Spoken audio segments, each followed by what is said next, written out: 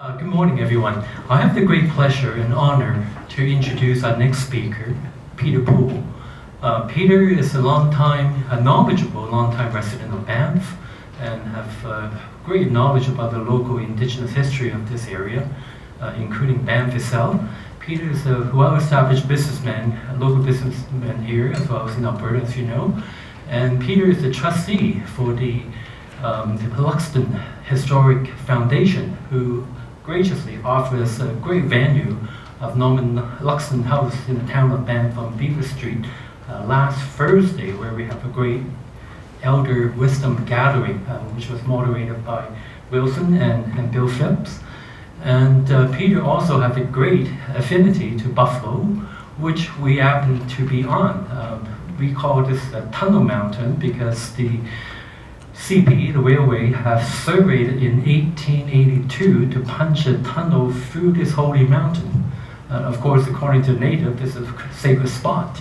But there's no tunnel here. I think they have persuaded them it's easier to go around Tunnel Mountain, but it's still the Buffalo Mountain to the original people here, the sleeping buffalo. So without ado, will you please join me to welcome Peter Poole.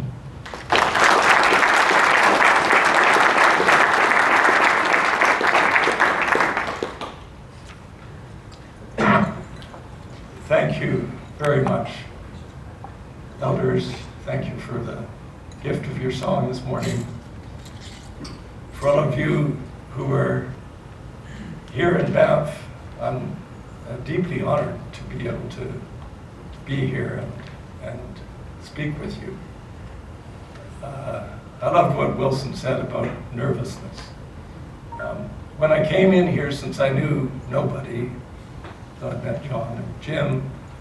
I wasn't nervous, but now that I've smudged with you, I'm a bit nervous.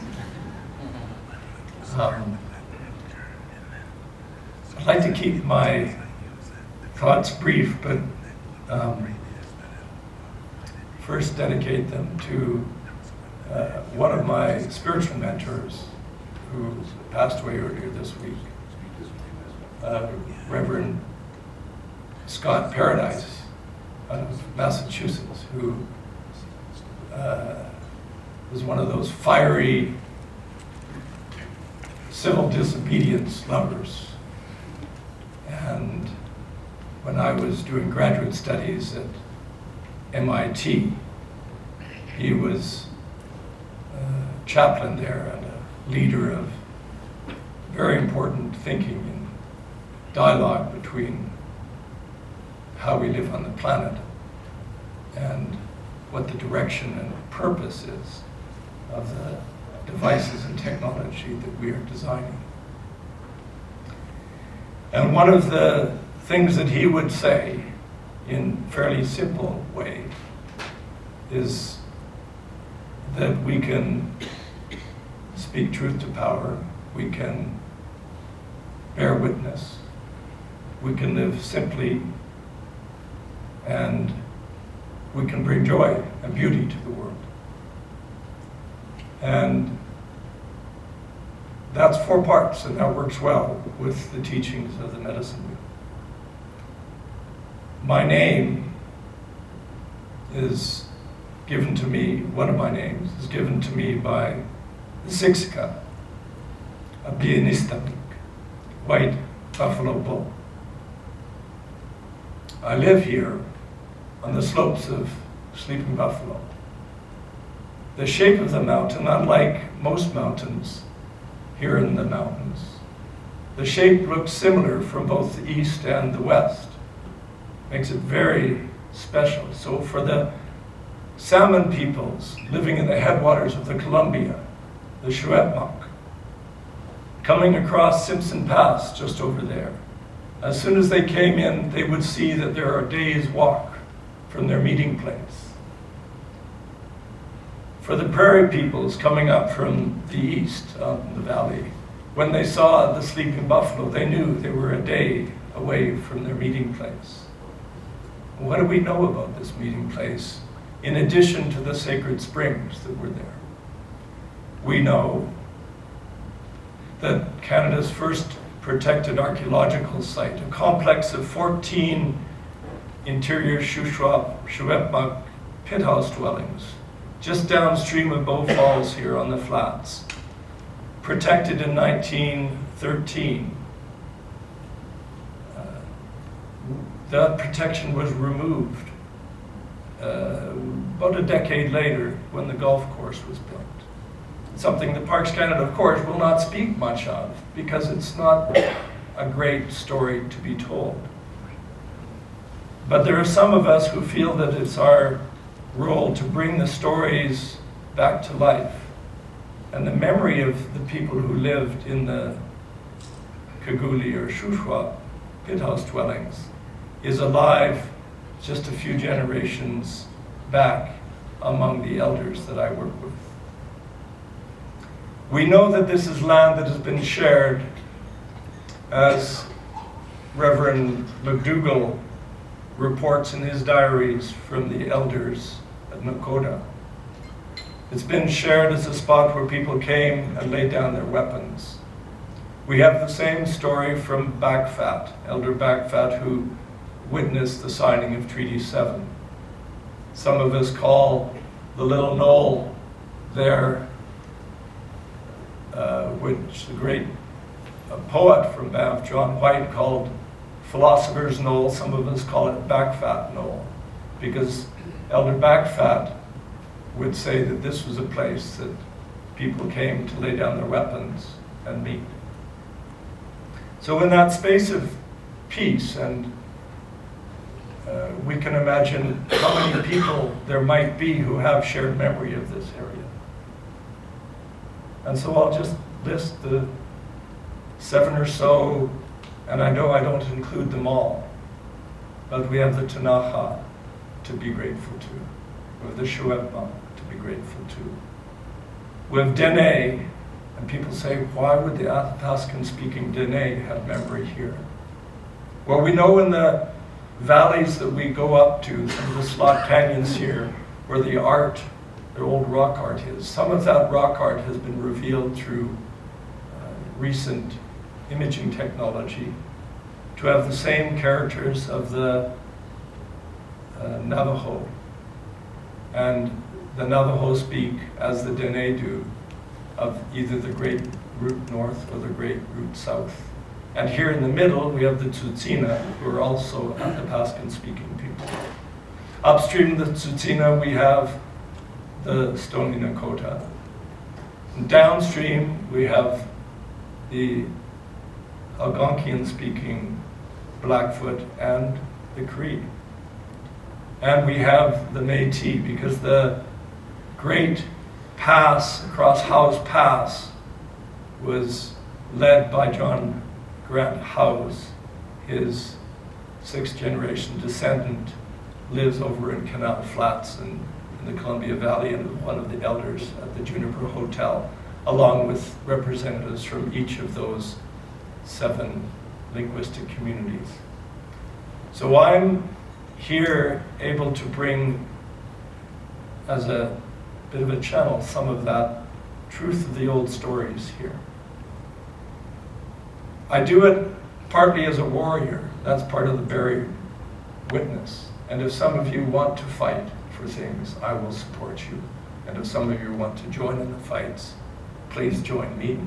The most recent one was this week, where a group of us stood up to ask Parks Canada to reverse this rash of recent decisions where part of the lands that were either never ceded by First Nations, or which belong to all Canadians and our taxpayers have paid for the public viewpoints and other spaces, have been given over to certain private companies for personal gain.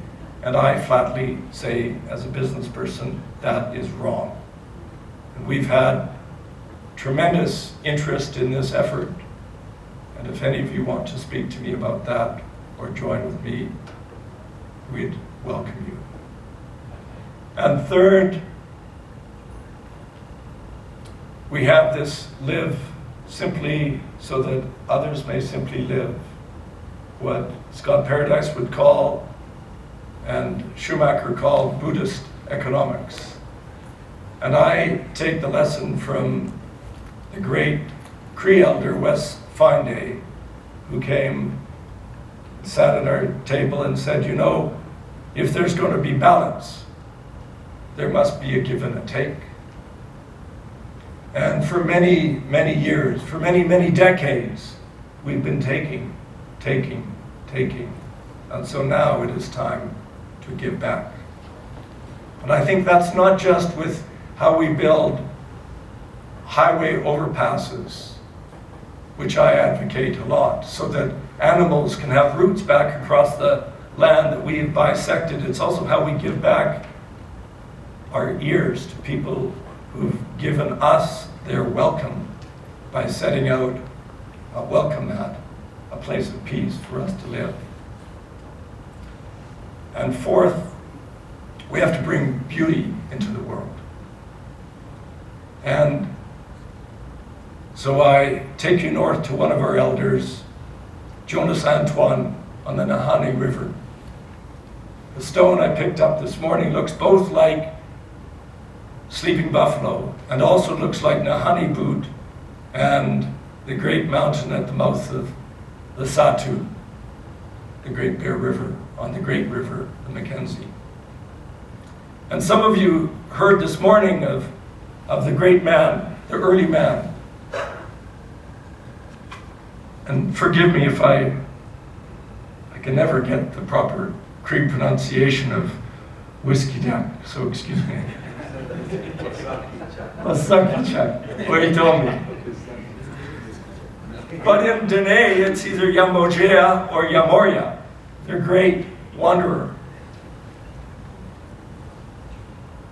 And you may know that in the olden days, this story was given to me by Jonas, so I have the honor of sharing it. You may know in the olden days, because we've seen these skulls, and you can still see them today in the Great Museum in Yellowknife. You see the size of the teeth. We don't have beavers like that anymore, but you know that we've heard stories. The beaver skull is as big as that podium. It is huge. We know there were giant animals here, and we occasionally will see parts of this giant beaver. The beaver was causing great havoc for our peoples. Yamoria came and tried to drive the beaver out, came down the river and saw the big mountain, the big beaver lodge, and there took his staff and drove into the top of the beaver lodge and drove the beaver out. And they swam down the Nahanni to the great river and down the river, and he chased them all the way. And there you can still see on the mouth of the Satu the 3 beaver pelts, because there at that lodge, Yamoria finally vanquished the beaver, and he went to that mountain, and then he came back. And what did Yamoria bring back? He brought back the laws. First of those laws is how we live with nature. And when I heard that along the big river a few years ago, I was struck, because I grew up hearing of the great man who went to the mountain and came back with the laws. And we might say that some of the laws are about how we deal with the spirits, and some are how we deal with others. But among those 10 laws that Moses speaks of, I can't parse the language easily to say as simply as Elder Jonas said, that the first law is how we live with nature. So I think as this time, as we learn to listen in our society through reconciliation at the national level, as we look ahead to 2017, to including those people who were left out in 1867 and in 1967, it is my deep prayer that we learn to listen to those who have stories that we can learn from. And I think those stories are beautiful. Thank you.